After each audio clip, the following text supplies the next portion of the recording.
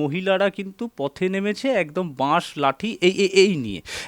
একেবারে সেই নামার কারণও রয়েছে, যুক্তিযুক্ত কারণ। তাদের বাড়ির সম্ভ্রম নষ্ট হচ্ছে এবং এলাকায় যত ধরনের দুষ্কৃতি, সন্ত্রাসী, তোলাবাজির কাজ এই শেখ শাহজাহানের নেতৃত্বে হতো।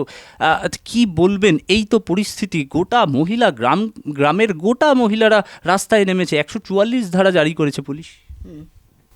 হুম আমি তো মনে করি এই মহিলাদের এই পদক্ষেপ অত্যন্ত জরুরি ছিল এবং আমি এদের স্বাগত জানাই যে অবশেষে এরা প্রতিবাদ করতে পারছে।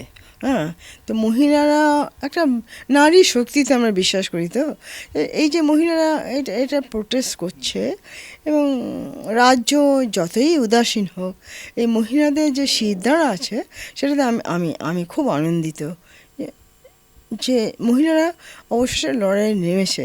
তাদের সবসময় অবদমন করা যাবে না, এটি তারা প্রমাণ করছে। তাতে ন্যাচারালি আমি খুব খুশি এবং কেন্দ্র এবং রাজ্য সরকার যেভাবে চলছে তাতে আমার কোনো আস্থা নেই।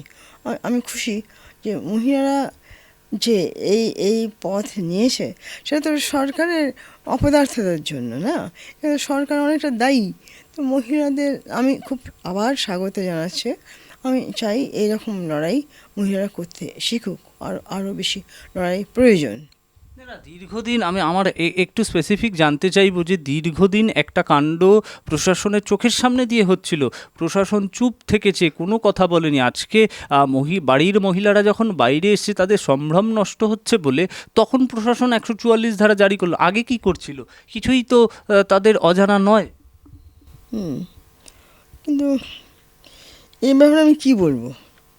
আমি তো আগে বললাম যে মহিলাদের প্রোটেস্ট করাটাকেই আমি স্বাগত জানাই এবং রাজ্য সরকারের যে ব্যর্থতা সেটাতে আমি খুব আশঙ্কিত।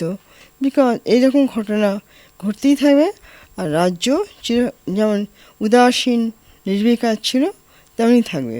ভোটের থেকে তাদের কাছে আর কিছু জরুরি নয়। হ্যাঁ, ওরা শাসন করতে জানে না, মানুষকে সুখী রাখতে জানে না। আমি তো বললাম যে এই মুহূর্তে আমি মনে করি নিজেকে খুব একটা অসুখী মানুষ। বিকজ এই যে কেন্দ্র শাসন এবং রাজ্য শাসন, আমার মনে হয় এতে দু পক্ষই খুব অপদার্থতার প্রমাণ রাখছে। মুখ্যমন্ত্রী কিন্তু পরিষ্কার বলছেন যে আইনের পথে চলছে, পুলিশ দেখছে গোটা বিষয়।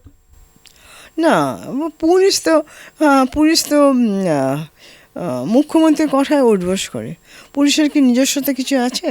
পুলিশ তো কেনা গোলাম হয়ে গেছে। আমার পুলিশের উপর কোনো আস্থা নেই।